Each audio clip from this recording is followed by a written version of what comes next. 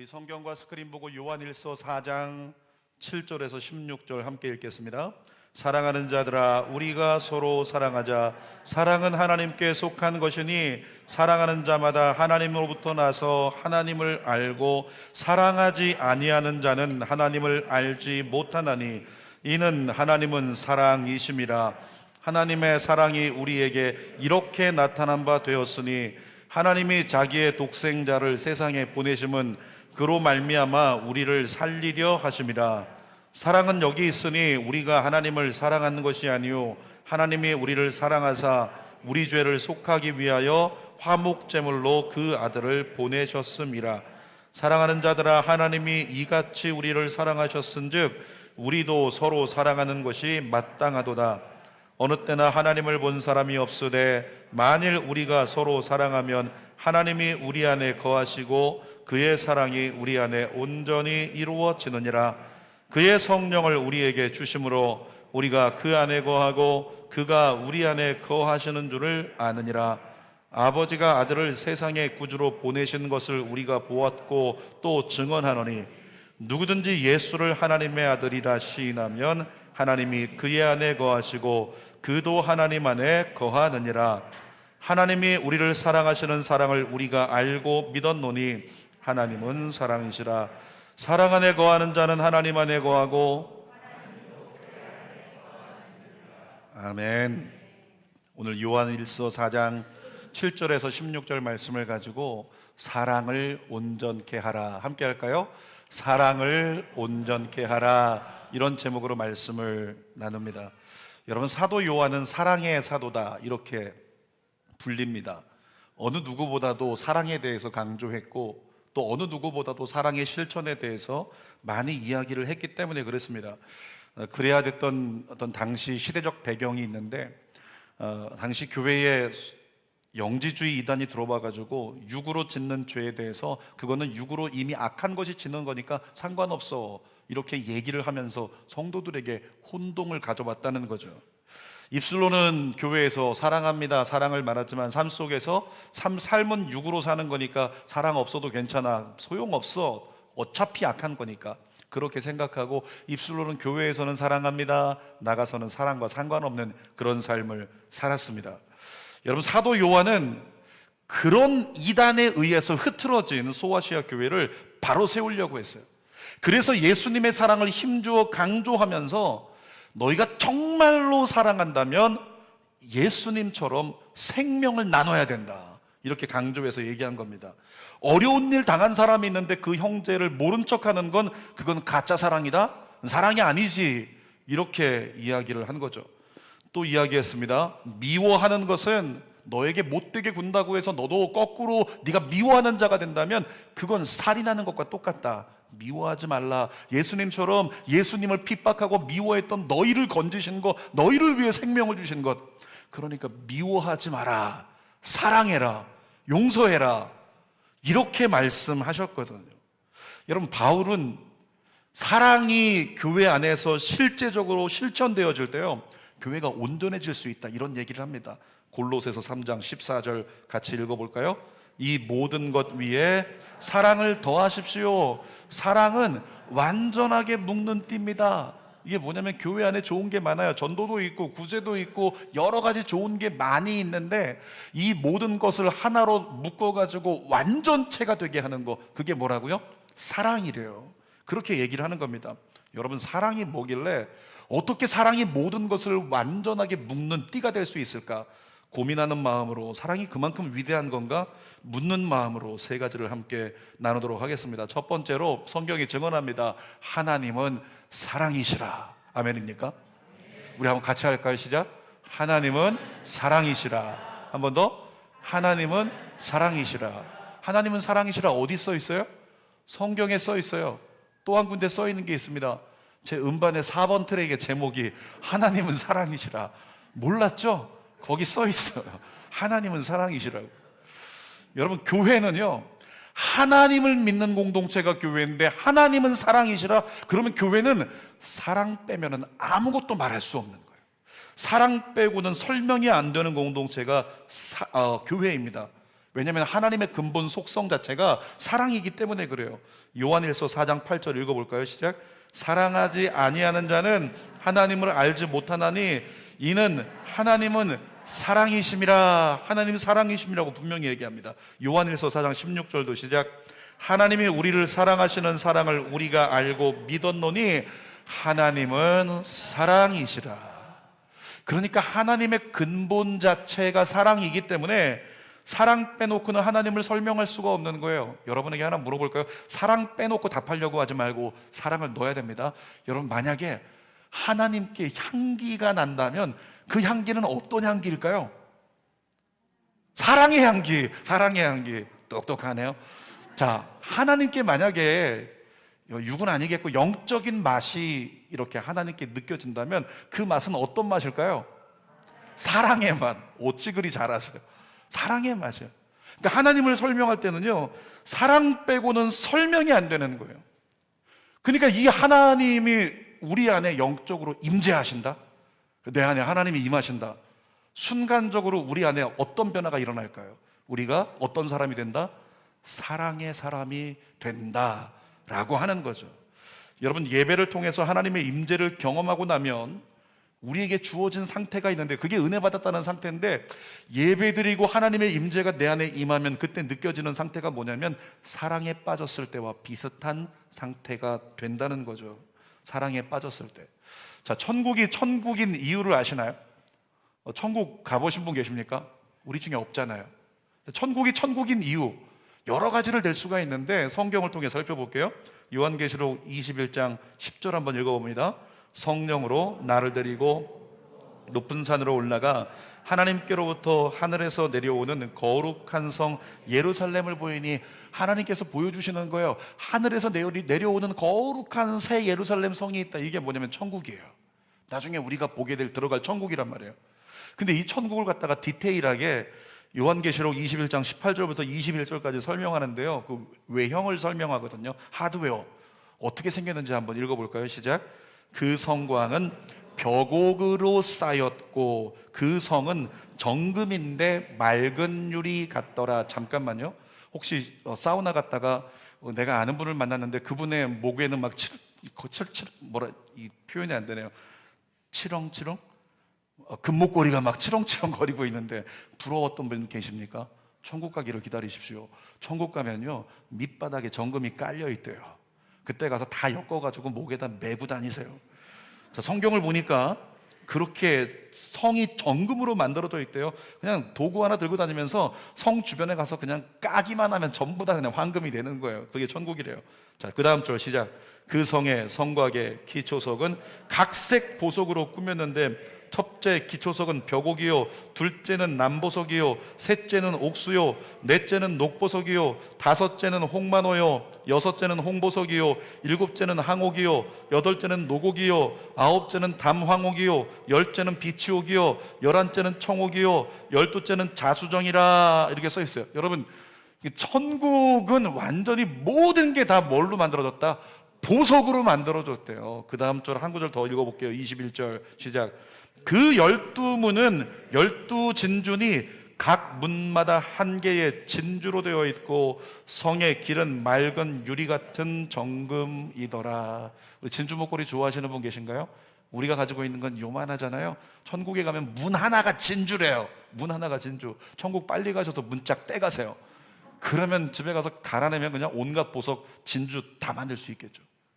자, 천국을 지금 설명해 놨는데 천국은 세상에 그냥 금은방을 갖다가 다 집약시킨 것처럼 온갖 보석 다 있대요. 여러분, 보석이 많아서 천국일까요? 보석이 많아서 천국입니까? 천국이 진짜 천국인 이유는요, 따로 있어요. 요한계시록 21장 3절을 읽어볼 텐데 이 3절 한 절에요 3번 반복되는 메시지가 나옵니다. 한번 있나요? 자막이? 네, 읽어봅시다. 시작. 내가 들으니 보좌에서 큰 음성이 나서 이르되 보라, 하나님의 장막이 사람들과 함께 있음에 하나님이 그들과 함께 계시리니 그들은 하나님의 백성이 되고 하나님은 친히 그들과 함께 계시는. 여러분, 3번 반복되는 메시지가 뭐죠? 하나님이 함께 계시다. 하나님이 함께 계시다. 4글자로 말하면 뭘까요? 임마누엘. 여러분, 하나님이 함께 계시기 때문에 천국이 천국인 겁니다. 하나님이 함께 계시는 것. 하나님은 아까 얘기했죠. 하나님은 뭐라고요? 그 본체가 사랑이시라고요.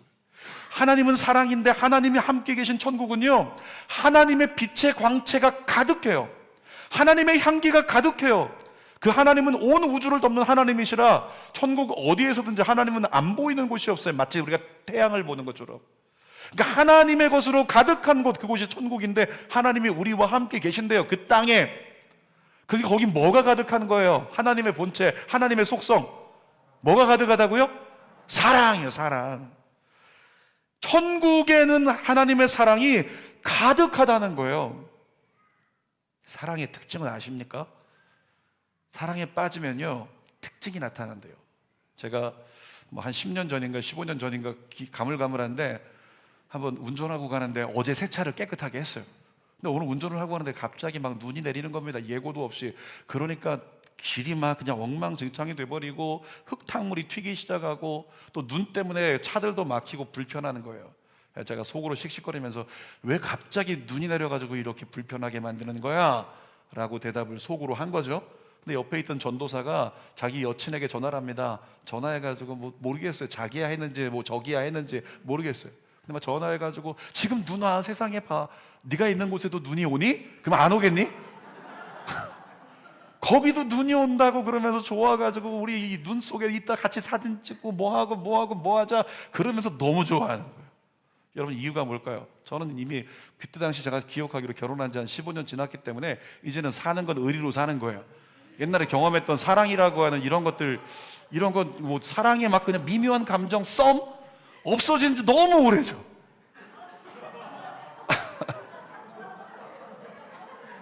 오늘 집에 안전히 돌아갈 수 있도록 기도해 주시기 바랍니다. 근데 옆에 있던 전도사는요, 연애 시작한 지 3개월 됐거든. 그러니까 어떤 상태? 사랑에 푹 빠져 있는 상태. 그러니까 사랑에 빠지면 그때부터 물도 아름답고 비도 아름답고 눈도 아름답고 햇볕이 쪄도 아름답고 그냥 그 뭐 비가 와도 아름답고 다 아름다운 거예요. 여러분이 그런 상태가 되시기를, 다시 그 사랑을 경험하시기를, 우리 정도수 아버님과 김정혜 권사님이 그 사랑에 다시 빠지게 되기를 주님의 이름으로 축복합니다. 사랑에 빠지면 모든 게 다 아름다워 보여요. 근데 여러분, 우리가 천국 들어갈 때 어떻게 해요? 하나님의 사랑이 가득한 곳이라 천국에 들어가는 순간부터 뭐가 없대요? 눈물이 없대요. 슬픔이 없대요. 근심이 없대요. 약한 것이 없대요. 왜? 사랑 때문에 그래요. 다 치유되는 거예요. 다 기쁜 거예요. 다 아름다운 거죠. 그곳이 바로 천국이라고요. 여러분, 그래서 천국이 천국인 거예요. 그 천국까지 안전하게 갈 수 있는 저와 여러분 되길 바랍니다. 천국이 이 땅의 삶이 끝난 후에 갈 수 있는 곳이라면 이 땅에서 경험할 수 있는 천국은 어디냐면요, 교회입니다. 그 이유가 뭐냐면 교회가 타락해가지고 이기심 때문에 사랑을 잃어버려서 그렇지, 사실 교회는요 사랑이 가득한 공동체라고 성경을 통해 증언하고 있습니다. 에베소서 1장 23절 한번 읽어볼게요. 교회가 어떤 존재인지 시작. 교회는 그의 몸이, 잠깐만요, 그가 누굴까요? 하나님이요, 예수님이요. 그러니까 사랑 가득한 하나님의 몸이 뭐라고요? 교회래요. 다시 읽어봅시다. 시작. 교회는 그의 몸이니 만물 안에서 만물을 충만하게 하시는 이의 충만함이니라. 교회가 하나님의 몸이라는 말은 교회의 본질 자체가 똑같이 사랑이라는 거예요. 여러분, 교회에서 그렇게 사랑합시다, 사랑합시다 그렇게 강조하는 이유가 바로 그겁니다. 조심스러운 이야기지만요, 만약에 교회가 사랑을 잃어버린다 그러면 더 이상 교회가 아니라고 해도 과언이 아니라는 거죠. 자, 고린도전서 13장 1절부터 3절 천천히 읽어봅시다. 시작. 내가 방언과 천사의 말을 할지라도 사랑이 없으면 소리나는 구리와 울리는 꽹과리가 되고, 사랑이 없으면 아무것도 아니란 말씀이죠. 또 2절도 읽어봅니다. 내가 예언하는 능력이 있어 모든 비밀과 모든 지식을 알고 또 산을 옮길 만한 모든 믿음이 있을지라도 사랑이 없으면 내가 아무것도 아니요. 3절 내가 내게 있는 모든 것으로 구제하고 또 내 몸을 불사르게 내줄지라도 사랑이 없으면 내게 아무 유익이 없느니라.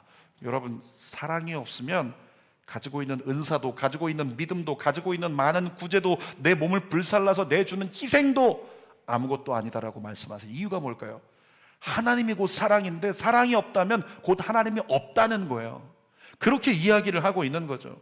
그런 면에서 우리 주는 교회가 더욱더 사랑할 수 있는 공동체가 되기를 주님의 이름으로 축원합니다.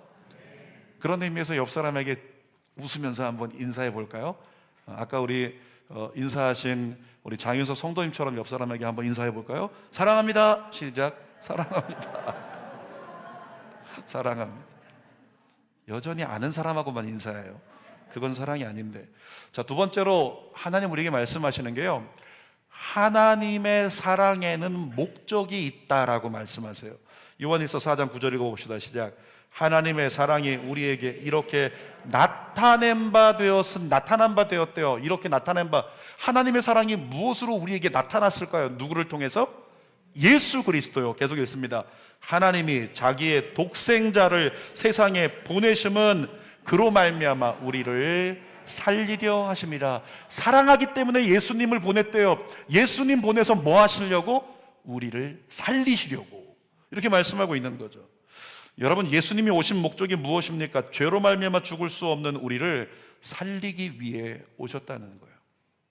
여러분, 인간이 하는 사랑의 목적은요, 처음에는 내 것을 다 내어줍니다. 제가 기억합니다. 저도 처음 이렇게 막 연애 시작했을 때 그때가 생각이 나요.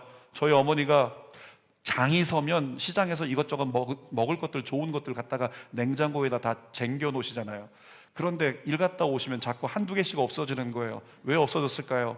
네, 아들 때문입니다. 그 아들이 사랑에 빠져가지고 집에 좋다라고 하는 거 다 갖다 놓으면 끄집어다가 다 갖다 주는 거예요. 미친 거죠. 그런 시절을 제가 살았어요. 모르겠어요, 제 아들도 그렇게 살아갈지. 아무튼 집에 있는 좋은 건 다 갖다 바치는 거예요. 다 갖다 주는 거. 사랑에 처음 빠졌을 때는 그와 같은 희생의 모습이 있는 것 같지만 어떨까요? 여러분, 인간의 사랑은요, 결국에는 자기 만족을 얻으려고 하는 거예요. 그 관계를 통해서 자기 만족을 얻으려고 하는 것, 그것이 인간의 사랑의 목적이라고. 나중에 그러니까 자기 만족 채워지지 않으면 화내고 또 다투고 번민하게 되는 거죠. 그런데 하나님의 사랑은 목적 자체가 틀려요. 오늘 본문 9절 다시 한번 읽어봅시다. 시작. 하나님의 사랑이 우리에게 이렇게 나타난 바 되었으니 하나님이 자기의 독생자를 세상에 보내심은 그로 말미암아 우리를 살리려 하심이라. 하나님 분명히 말씀하십니다. 하나님의 사랑의 목적이 뭐라고요? 우리를 살리는 것이 목적이라고 말씀하고 있습니다. 목적 자체가 우리를 살리는 것이기 때문에 살리기 위한 방법이 십자가라. 십자가에 독생자를 던지시는 헌신과 희생이 선택된 거죠. 자, 요한일서 4장 10절 읽어볼게요. 시작. 하나님이 우리를 사랑하사 속하기 위하여 화목제물로 그 아들을 보내셨습니다. 그래서 예수님이 그 사랑 때문에 사랑의 목적을 이루기 위해 이 땅 가운데 우리를 살리기 위해 오셨다고요.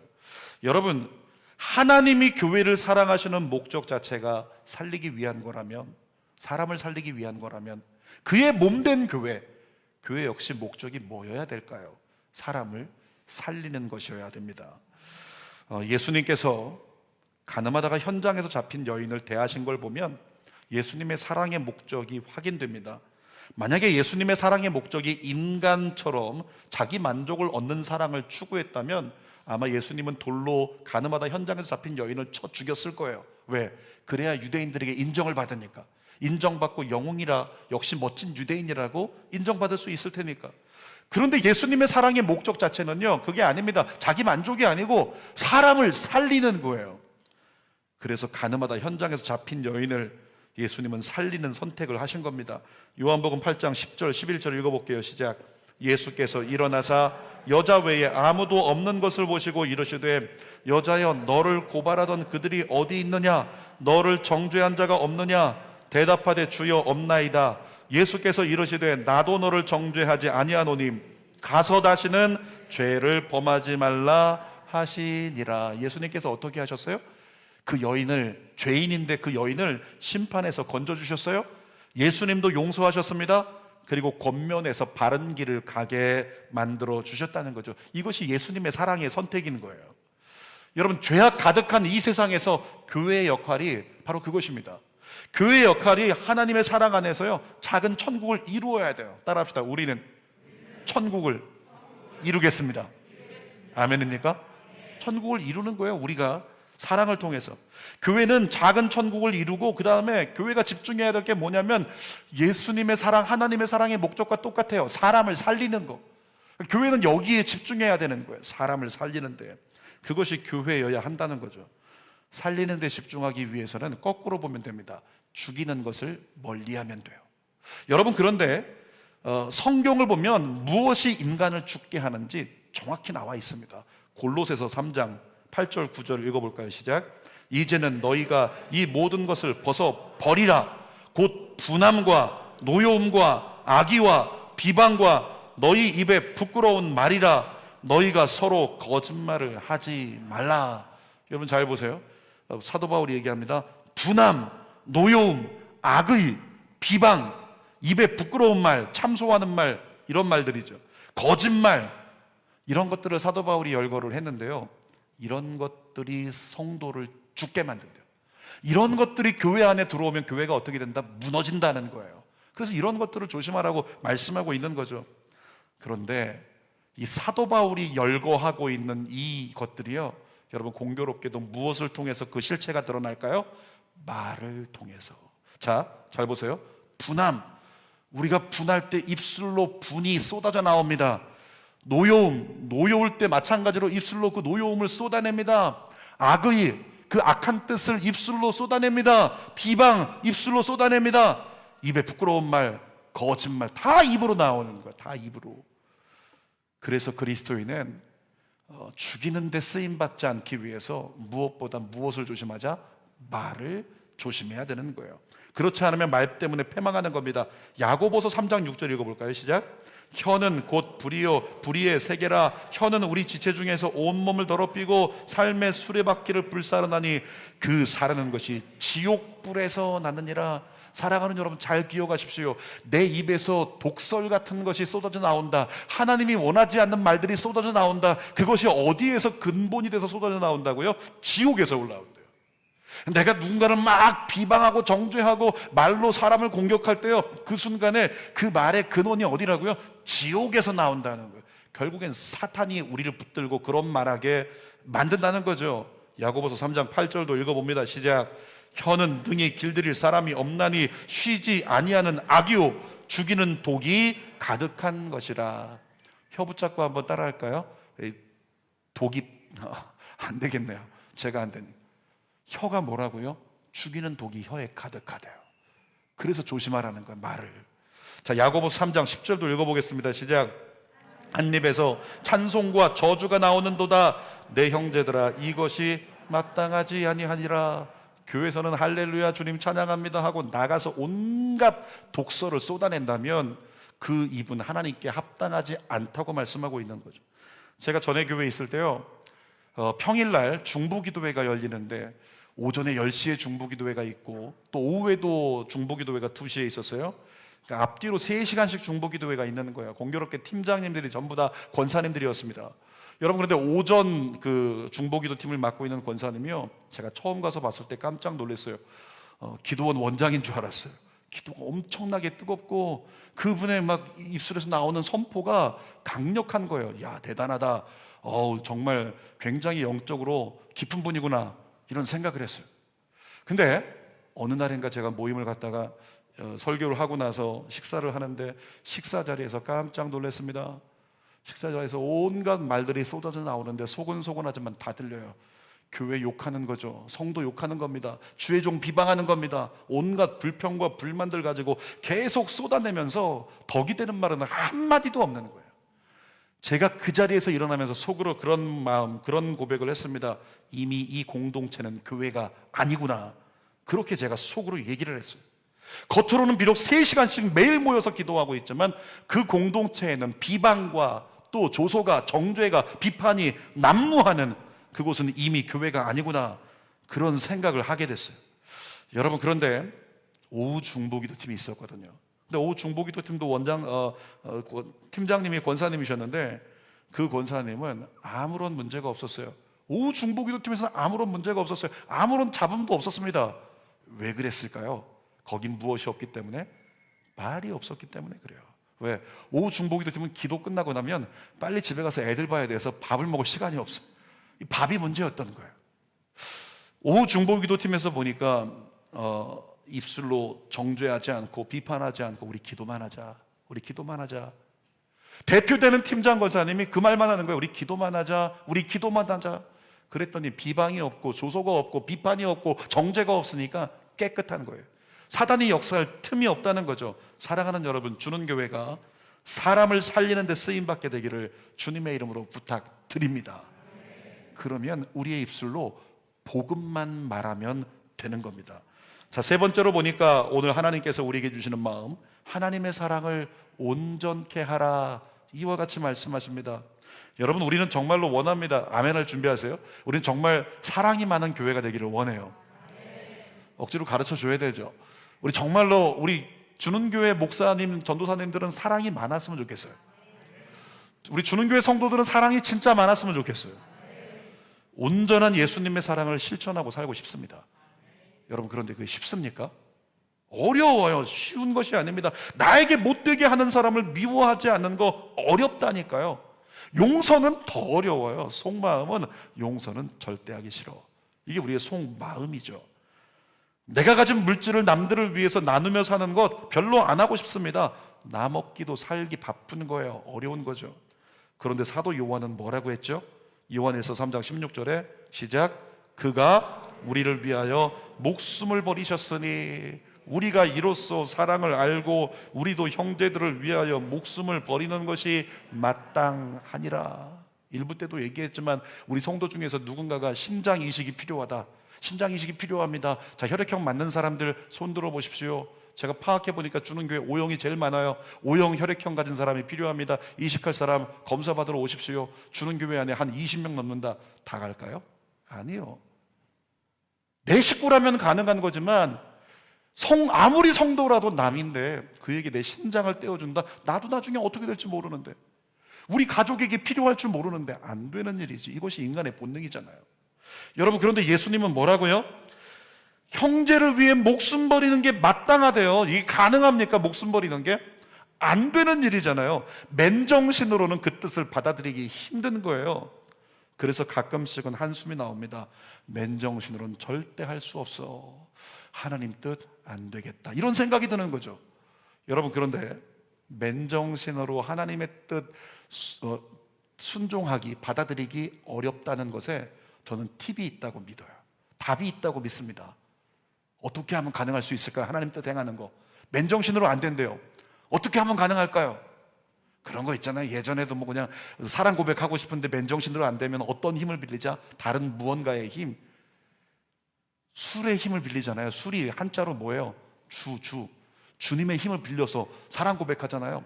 우리는 어떻게 해요? 누구의 힘을 빌리면? 주님의 힘을, 하늘 주님의 힘을 빌리면 가능한 거죠. 맨정신으로 안 된다면, 맨정신으로 내 몸을 희생하듯 옆 사람을 위해 목숨 내어주는 거 안 된다? 목숨 바쳐 사랑하는 거 안 된다? 맨정신으로 안 되면 맨정신 아니면 된다는 거죠. 공감이 별로 안 되시는군요. 저만 맨정신이 안 될게요. 여러분, 우리의 멘탈이 다른 무언가의 힘에 의해서 뒤집혀버리면 하나님의 뜻을 행하는 것이 가능할 줄 믿습니다. 그 다른 무언가의 힘이 뭘까요? 주님 분명히 말씀하셔서 요한일서 4장 13절 읽어봅시다. 시작. 그의 성령을 우리에게 주심으로 우리가 그 안에 거하고 그가 우리 안에 거하시는 줄을 아느니라. 쉽게 말하면 성령께서 우리를 도와주시면 우리가 예수님 안에 온전히 거할 수 있다는 겁니다. 성령께서 우리를 도와주시면 우리가 할 수 없는 사랑을 온전히 이룰 수 있다는 겁니다. 사랑하는 여러분, 성령은 우리의 내면과 가치를 변화시킵니다. 성령은 우리의 삶의 모든 것을 송두리째 바꾸어 놓습니다. 성령은 우리의 멘탈을 뒤집어 놓습니다. 그것이 성령의 역사예요. 우리는 성령의 역사를 조금 경험했기 때문에 그만큼의 일들이 안 일어나고 있지만, 성령에 완전히 사로잡힌 성경에 나오는 사람들은 자기 인생을 다 바쳐서 하나님 영광을 위해 살았잖아요. 그 일들이 가능할 수 있는 이유, 성령이 역사하시면 가능하다고 성경은 얘기하고 있는 거죠. 에스겔 36장 26절 읽어봅시다. 시작. 또 새 영을 너희 속에 두고 새 마음을 너희에게 주되 육신에서 굳은 마음을 제거하고 부드러운 마음을 줄 것이며. 자 보십시오. 하나님의 영을 너희에게 줄 때 너희 육신 안에 있는 굳어있는 마음이 제거되고 부드러운 마음이 임한대요. 여러분, 우리가 왜 전도하지 못할까요? 전도하지 못하는 이유가 뭘까요? 마음이 굳어 있어서 그래요. 그래서 마음이 녹아진 사람들이 하나둘씩 이 사람 녹아지면 전도하기 시작하고 이 사람 녹아지면 전도하기 시작하는 거예요. 왜 우리가 나누지 못하고 베풀지 못하고 왜 더 사랑하고 헌신하지 못할까요? 이유가 뭡니까? 마음이 굳어져 있어서 그래요. 그런데 성령의 역사를 경험하면 이 굳어진 마음이 녹아지기 시작하면 섬기기 시작합니다. 베풀기 시작하는 거예요. 그 일이 저와 여러분에게 일어나기를 원합니다. 하나님의 뜻을 준행하는 것도 똑같아요. 에스겔 36장 27절이요. 시작. 또 내 영을 너희 속에 두어 너희로 내 율례를 행하게 하리니 너희가 내 규례를 지켜 행할지라. 무슨 말씀이에요? 성령이 임하시면 하나님 뜻 행할 수 있다, 이 말씀이잖아요. 여러분에게 선포합니다. 사랑하는 여러분, 성령을 받으십시오. 100만 번 강조해도 지나치지 않은 것, 성령을 받으십시오. 성령은 바꾸시는 영입니다. 성령은 묶인 것을 푸시는 영입니다. 성령은 죄로 말미암아 무너진 인생을 통제하세요. 통제하셔서 하나님의 뜻을 이루게 만드시는 능력의 영입니다. 간절히 기도하여 이 성령을 경험하게 되시기를 주님의 이름으로 축원합니다. 그 능력으로 연약한 우리가 하나님의 사랑을 온전케 하나님의 사랑을 이루게 될 때, 하나님의 사랑을 그렇게 실천하게 될 때 우리는 진짜 교회가 되고 세상을 살려낼 줄 믿습니다. 설교 결론입니다. 제목이 뭐예요? 사랑을 온전케 하라. 여러분, 신앙은 선택입니다. 하나님의 사랑을 선택하세요. 살리는 사랑을 선택하십시오. 그 사랑이 온전케 되도록 성령을 구하고 또 구하는 믿음의 종들 되기를 주님의 이름으로 축원합니다. 기도하겠습니다. 아버지 하나님, 세상 살면서 세상 것에만 취해 살면 어느 순간에는 허무해집니다. 허무해지고 많이 벌어도 행복하지 않은 것 같고 여러 가지 마음속에 빈 공간을 채울 것이 없어서 전전긍긍하며 세상에 방황하며 다른 것으로 채우려는 우리의 모습들이 있습니다. 성령의 부재입니다. 성령이 우리 안에 임하시면 예배하고 싶습니다. 기도하고 싶습니다. 성령이 우리 안에 임하시면 전도하고 싶습니다. 주님의 뜻을 향해 달려나가고 싶습니다. 사람들을 돕고 싶습니다. 살리고 싶습니다. 성령이 우리에게 임하십니다. 오늘 성령 하나님 원합니다. 우리에게 임하여 주시옵소서. 예수님의 이름으로 기도하옵나이다. 아멘. 우리 말씀을 생각하면서 진짜 성령의 역사가 나에게 임하여 이 마지막 때 내가 하나님의 사랑에 온전하게 되어 진짜 교회가 되기를 소망하는 마음으로 우리 찬양하고 기도하겠습니다.